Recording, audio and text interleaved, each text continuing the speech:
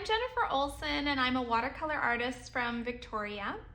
And I'm going to do a little demonstration today of a still life project. I do a lot of still life in my work and set up all my own compositions, and I primarily work from photographs. So this is the reference I'm working from here. And this is actually a little flower arrangement that my daughter picked, and I just kind of liked how it was sort of haphazardly put into this little vase, and the flowers are kind of broken and falling off, but there's a sweetness to it. And I also paint a lot of older objects, reflective objects, transparent objects and that kind of thing. So antique vases, things that have history and memory to them. And so I've got this all drawn out on my watercolor paper here, and a little bit of masking fluid applied that is now dry, and that's to preserve the edges of the still life and some of the white spaces.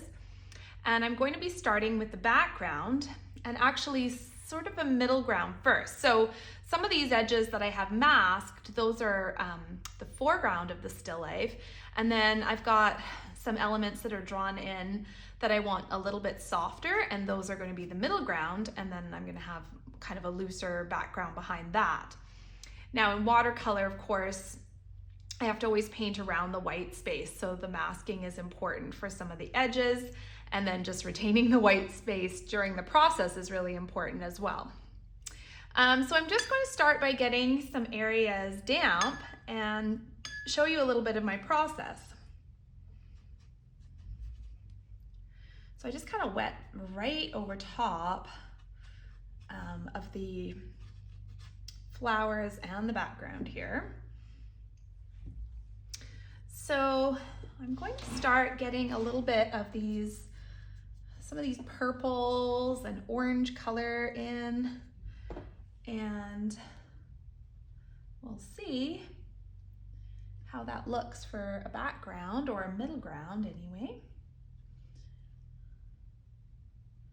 I'm using a fairly small brush here, and I don't mix a lot of water into my paint. I'm using it more concentrated with these little dishes, and I tend to have, 2 or even 3 colors in a dish that I mix together and use in varying combinations. So I'm always sort of shifting between warmer and cooler colors and doing a lot of my mixing in the dishes to keep the colors from getting too contaminated, keeping the oranges away from the purples and so on. And I paint pretty directly, so getting fairly concentrated color early on in my painting. Always start with my backgrounds first, and I think I've sort of progressively been working toward a looser background, although my paintings are fairly detailed and representational overall. I do like to have a softness to the background that's a little bit kind of more painterly, looser, and creates a flow with the color and the light in the picture. Sense of movement to it as well. Of course, with watercolor, because the paint is literally moving through the water, I think you can get a lot of beautiful flow and drama happening with movement. So I like to do the wet on wet for that reason as well.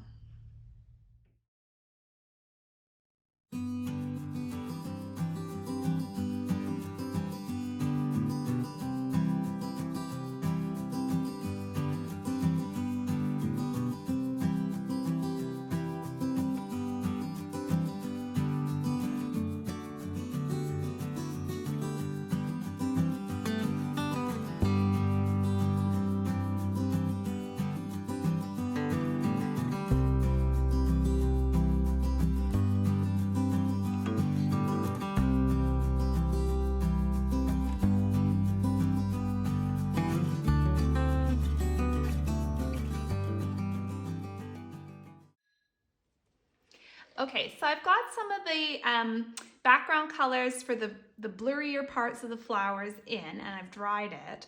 Now I'm going to start getting into the deeper part of the background to get some depth in the painting.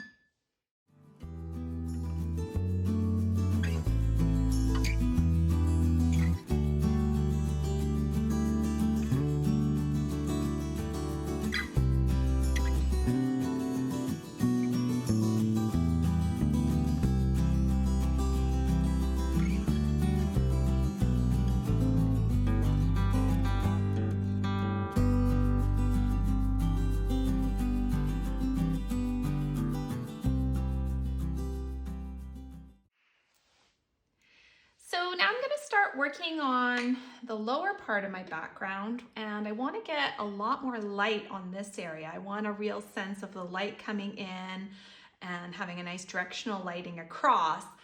I tend to really like a strong light source in watercolor because it really makes the subject glow.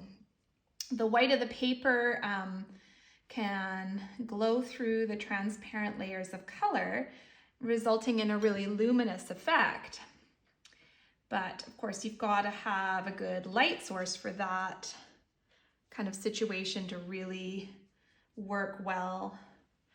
And I've got a really good cast shadow on this that I want to include. So I'm going to work on wet and wet again for the lower part here, but just keeping in mind that I want a lot of strong light. These are, there's a number of petals that have kind of fallen from the flowers here.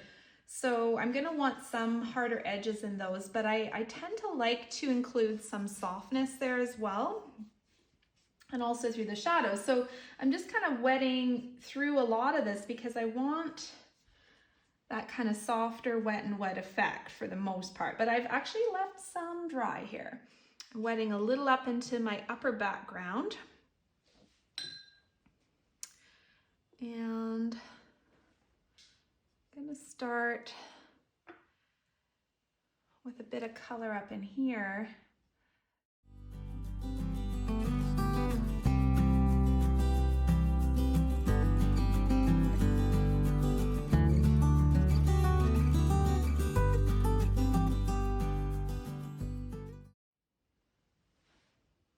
Kind of a bit more of a purpley color in with it.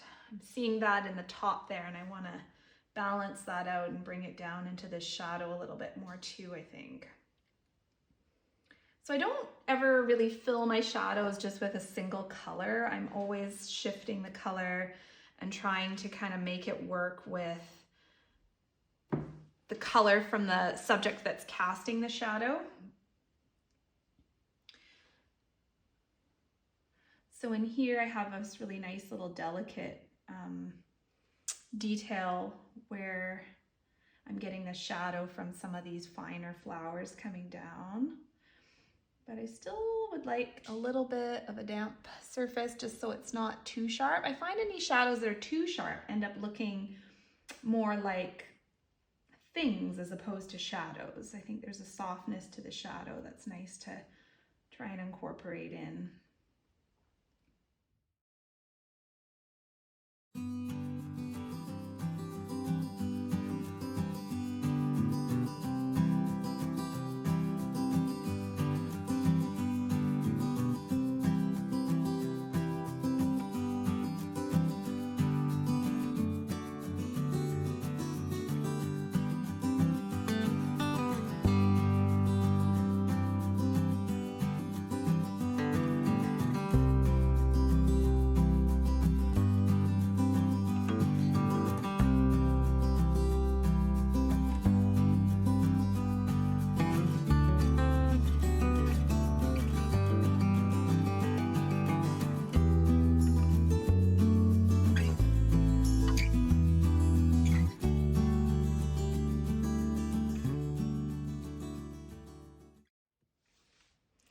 Okay, so I have now dried it and removed all the masking fluid, and I've even softened some of the really hard edges that I get when I've had masking fluid applied. and I'm ready to start kind of working on the sharper foreground flowers and the vase. I think I'm going to start with all the orange flowers first, and these I paint a little more specifically by working on a damp surface in a more kind of section by section approach. So rather than wetting across several flowers or petals as I was doing in the background, here I'm going to be working more specifically and keeping hard edges between the various areas.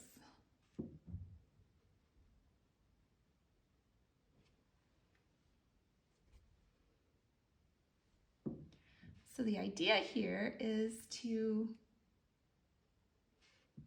have sort of a contrast of, you know, blurrier looking but similar flower, and then a sharper looking one in the foreground here.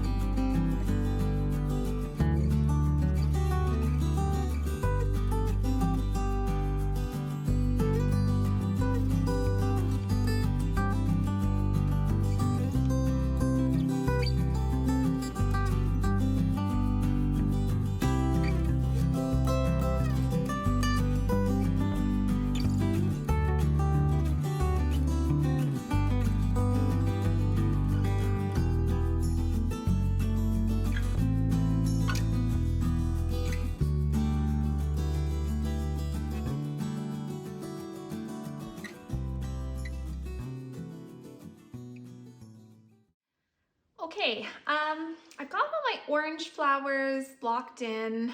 Could still be changes needed for them. And I'm gonna move on into the purples and then the blues. And then finally working through the vase at the end. This flower here has got these really dark purple petals, which I am going to work a little bit lighter with than what I'm seeing there. I always like to work with mixed secondary colors, so purples, greens, oranges. I don't tend to purchase any pre-mixed colors for those. So I can really shift the colors and get the range and variety that I want. And with this mix, the ultramarine blue and magenta, I'm able to get a really nice range of warm and cool purples. So that's tends to be the way I go with all my secondary colors. I just always work with a pretty limited palette when I paint. So I have usually kind of 7 core colors that I work with, sometimes adding, you know, another color or two, but most paintings only will have 6 or 7 colors in the entire painting, because I like to work with a limited palette to create a nice color harmony within the work. So a lot of mixing, both in the dishes and then on the paper as well.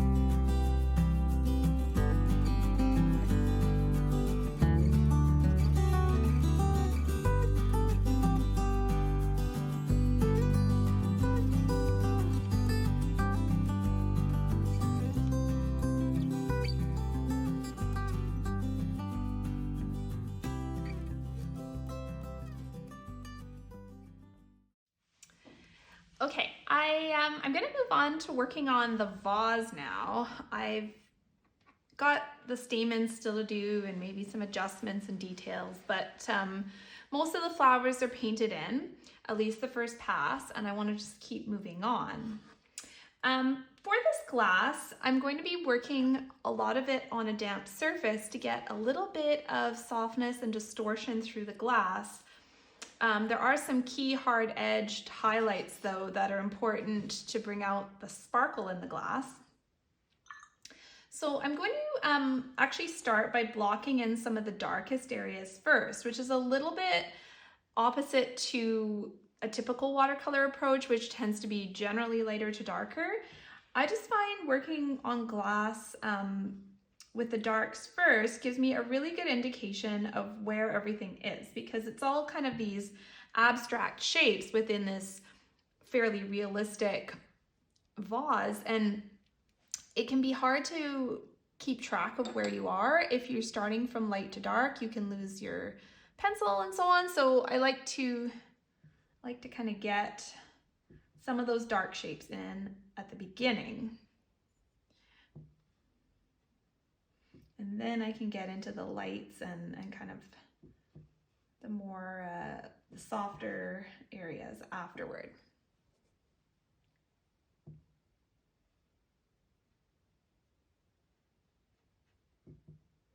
It's never just a matter of kind of filling the space in for me. I'm always kind of putting, maybe put a color down, then come with some water and pull it, or flood another color in beside it.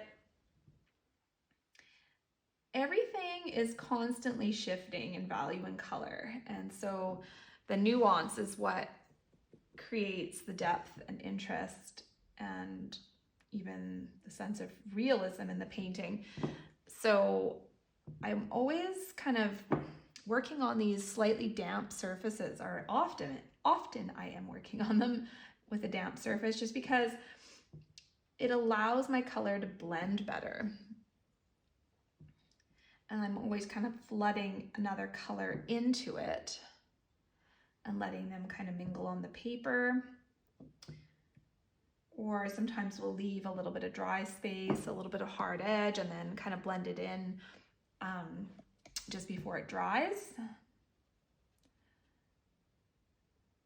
So the amount of water in my brush is really critical, and I'm always kind of conscious of what that is, and I use the paper towel all the time. I'm reaching and dabbing over here with the paper towel to make sure that I don't have too much water on my brush while I'm doing certain things. So just carrying on, picking out some of these darker shapes. And then I'm also kind of looking at my background and thinking, okay, how dark have I gone in the background? How dark should the glass be compared to the background? Because I need it to be a little lighter, and in my reference, the background in some places is quite dark. So just kind of keep an eye out so I don't go too dark.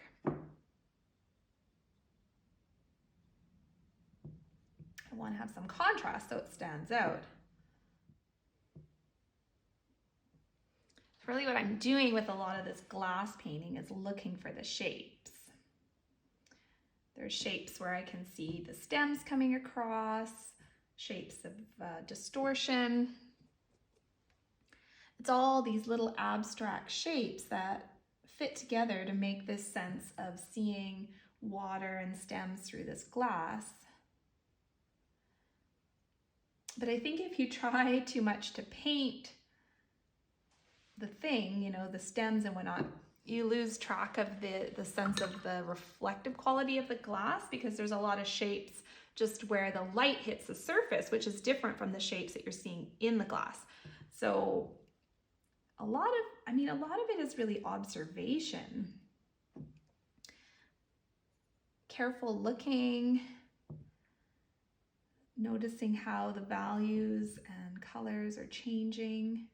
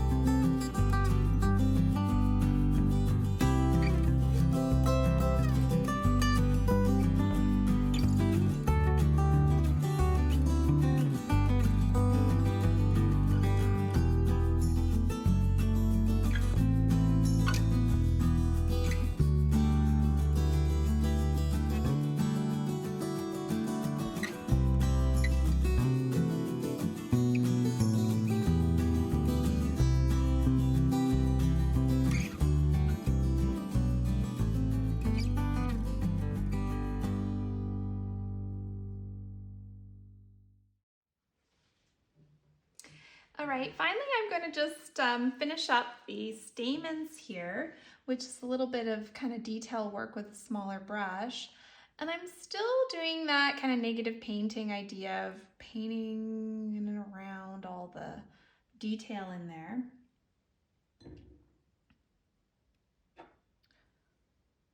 This is quite kind of a yellow stamen area, but there's a lot of grayer tones where you get kind of the little stem sections and the ends are more of the yellow. So I'm just going to get the grays in first.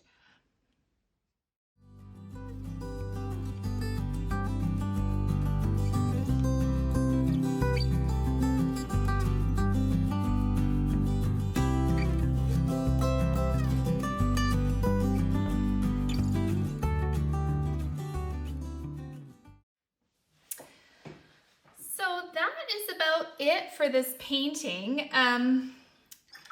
What I usually do with my watercolors, this one here is mounted on a panel, which I tend to be doing a lot of that with my original paintings these days. So after I've just, sat with it for a few days and make sure that there's no more changes that I want to make to it, I varnish the surface of the painting. And that's actually quite a labor-intensive process. I do several layers of spray varnish and then use a acrylic medium, like a gel medium, to coat the surface usually about 4 times to get a nice durable surface on top of the paper. And then I use the spray varnish again for several more layers to get to the final finish. So in the end, it gets encased in acrylic and can be hung without glass, and it kind of has a nice contemporary look to it that way. So that is my whole watercolor painting process for still life anyway. Soft background to kind of more detailed foreground, and working from the background to the foreground, incorporating details at the end. I hope you enjoyed my demonstration, and we'll see you next time. Bye.